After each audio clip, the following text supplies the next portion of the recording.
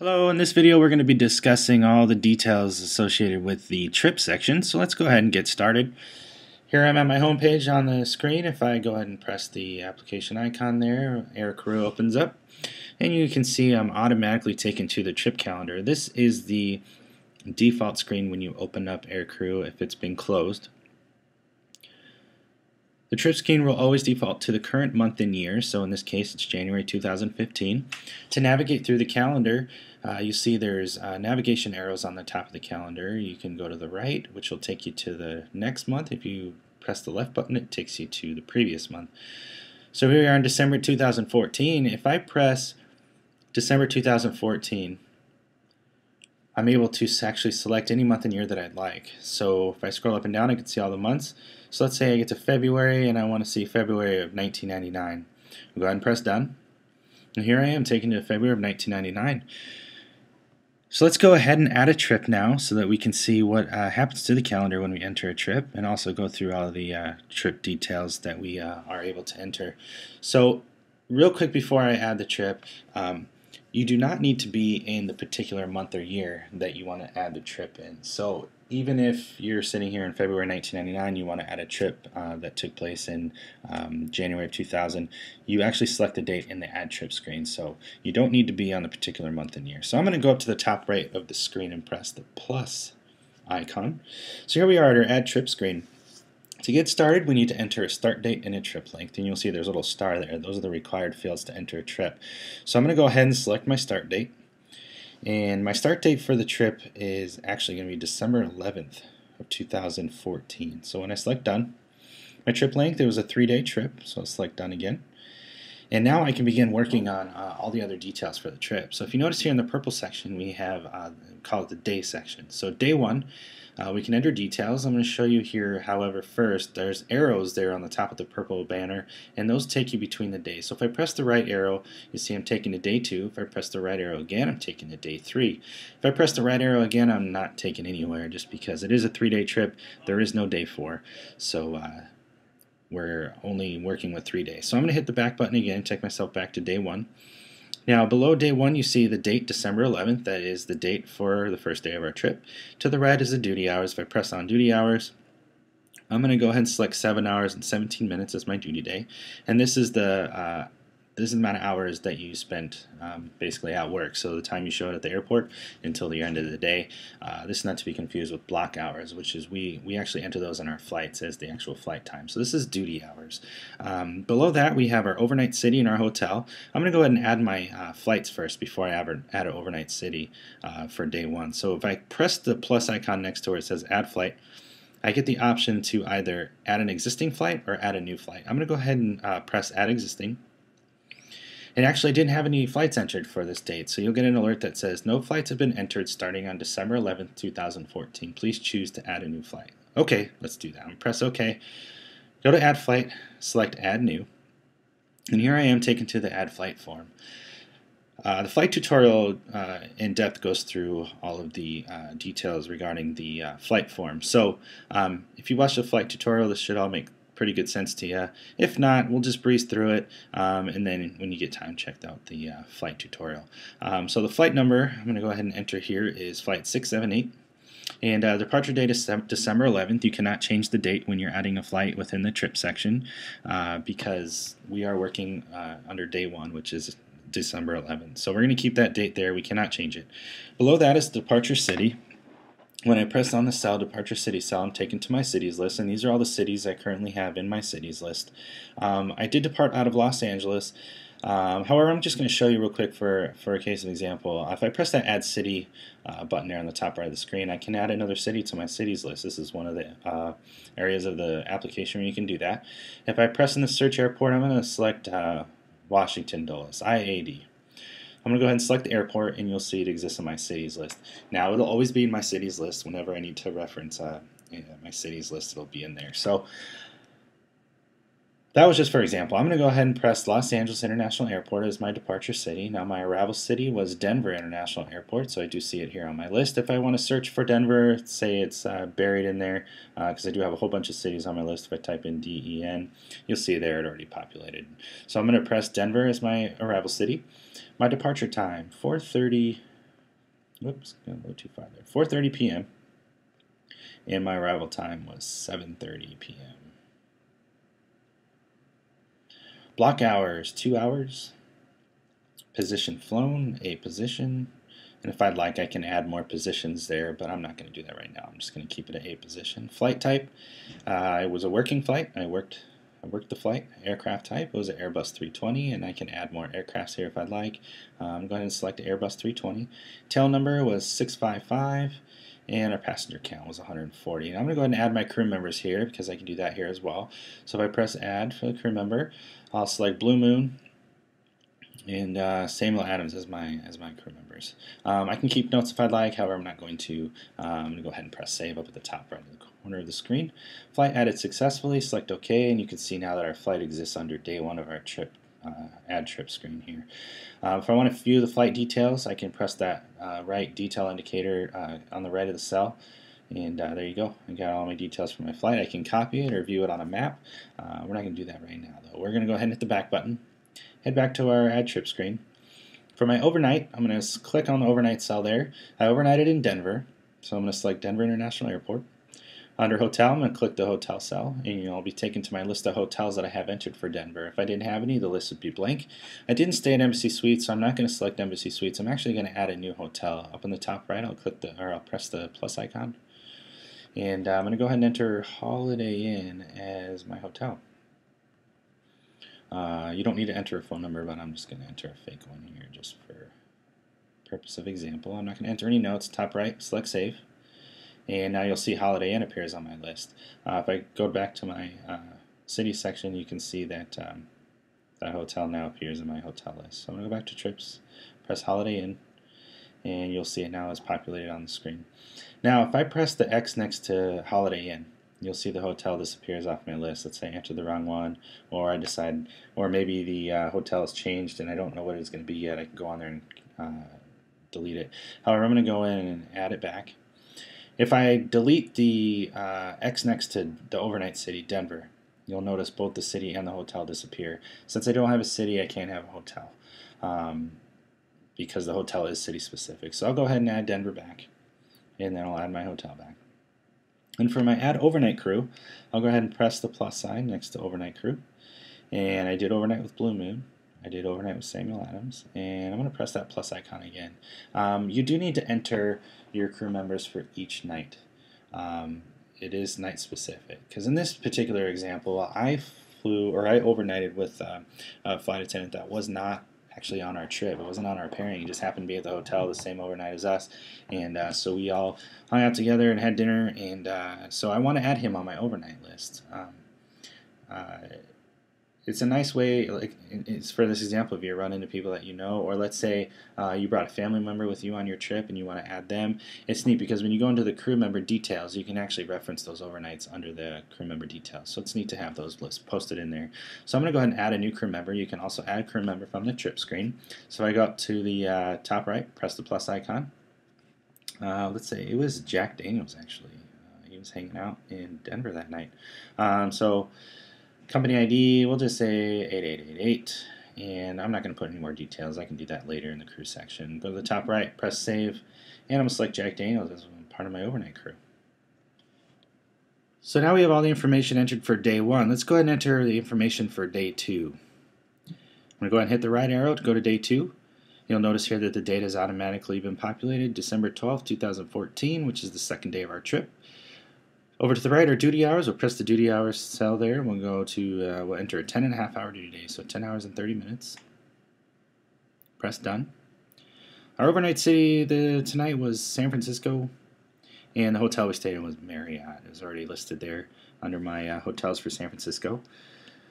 I'm going to go ahead and add flights. I'm going to add existing. I already entered my flights for this night, so I'll enter both those flights. Press save. And for my overnight crew, I have Blue Moon and Samuel Adams entered there. Jack Daniels didn't make it this night. Thankfully, he's 2 overnights in a row. Jack Daniels gets you in trouble. So, okay, I'm going to go ahead and go to day 3. Enter my information. Duty hours, we have 11 hours. Overnight city was we didn't have one, so we're not going to enter an overnight city because we actually returned home this day. So I'm going to add my flights. I'm going to add existing, and I already have them entered. So there you go, they're listed there. I do not have overnight city, as I mentioned, no hotel. We don't have an overnight crew because we actually returned home that night. So I'm going to go ahead and enter. See, I have my notes down here. I already had put in a good trip, and just to let you know that this is not day specific when you put in notes. It's for the entire trip combined. So you can enter notes when it's on any day, and they'll actually apply to the whole trip. So if you see here, day 3, it says good trip, day 2, good trip, and so forth. So like I said, those notes are not day specific.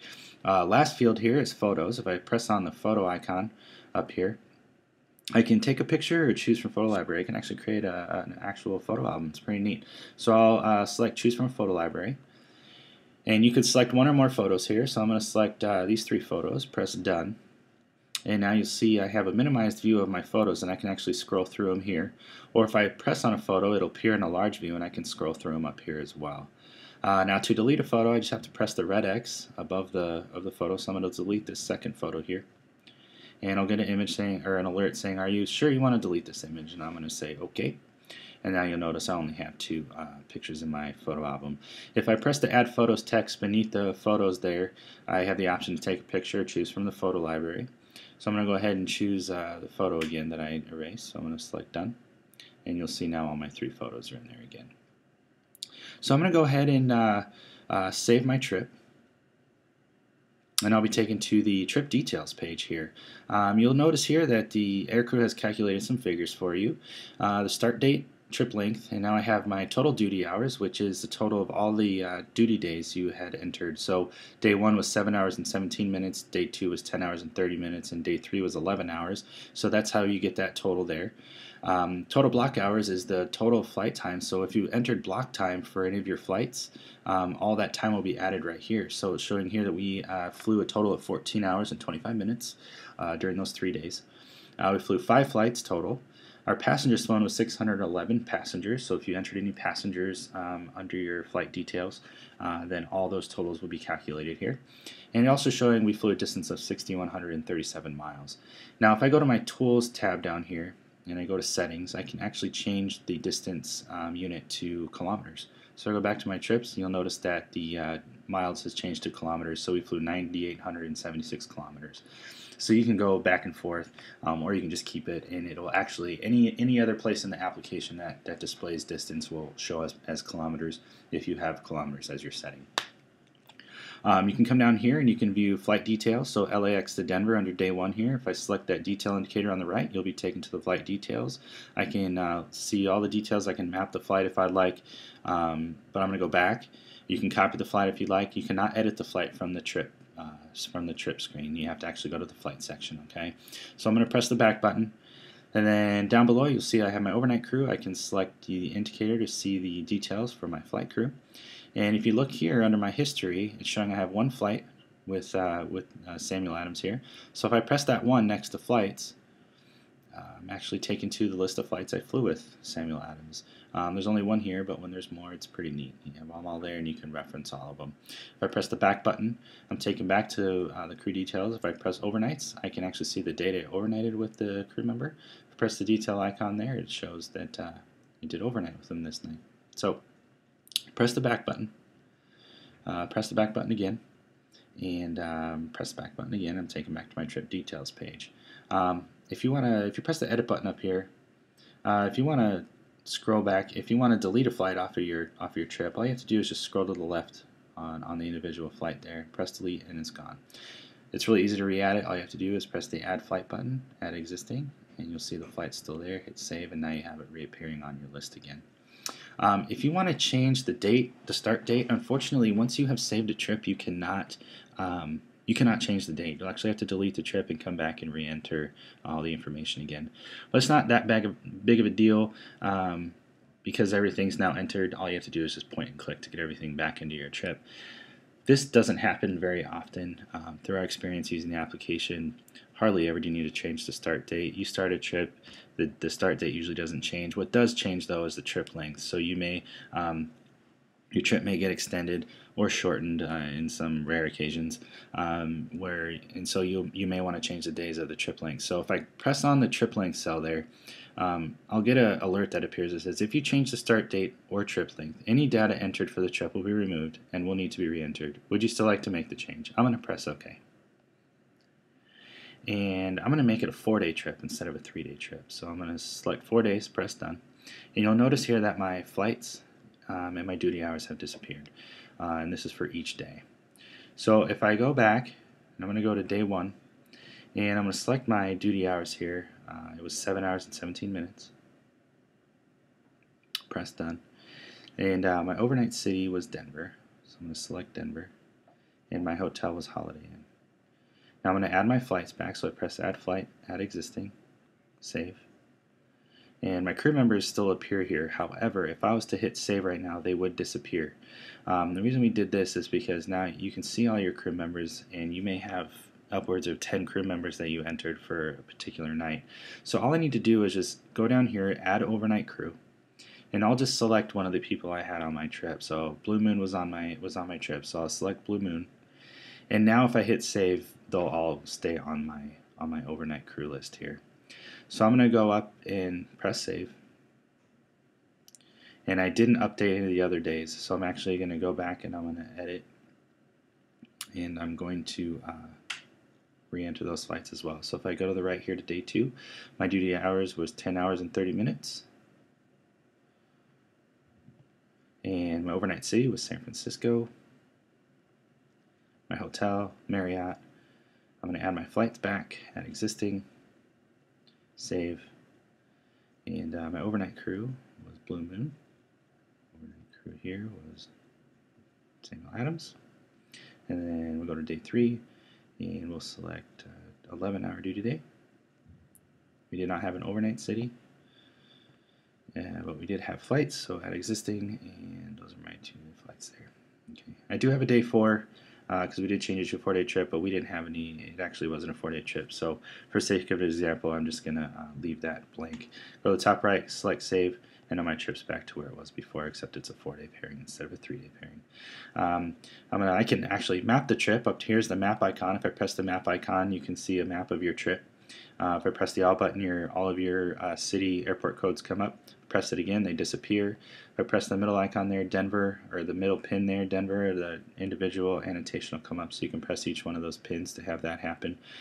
We don't have them automatically appear when you open the map, just because they could overlap each other and then it's hard to read. So we'll give you the option to do it yourself if you'd like. Press the back button. Now I'm going to press the back button again, so I'm taking in the calendar. Anytime you save a trip, delete a trip, you're automatically taken to the current month and year. So what I'll do here is I'll just scroll back to December 2014 where I can see my trip. If I select any of the days on my trip there, you'll see that the trip summary appears and the whole trip is highlighted. You can see your start date, duty hours, block hours, overnights, flights flown, passengers flown, and distance flown, just like we could see on the trip details page. So that's just quick reference. If you have multiple trips on your calendar, you can just click the one and it immediately populates that information below. If I click on the trip summary, it then takes me to the trip details page that we were just looking at. If I head back again, if I swipe to the left of a trip summary, I can press delete and that will delete the trip. Note all of your flights, crew records, or crew entries, hotel entries, everything will stay in the database. It's just being removed from the trip. So you can still go to your flight section, cities, crew, and access all of that information. And that's it for the trip section. If you have any questions, as always, please email us at support@goflymedia.com. Have a wonderful day and safe travels.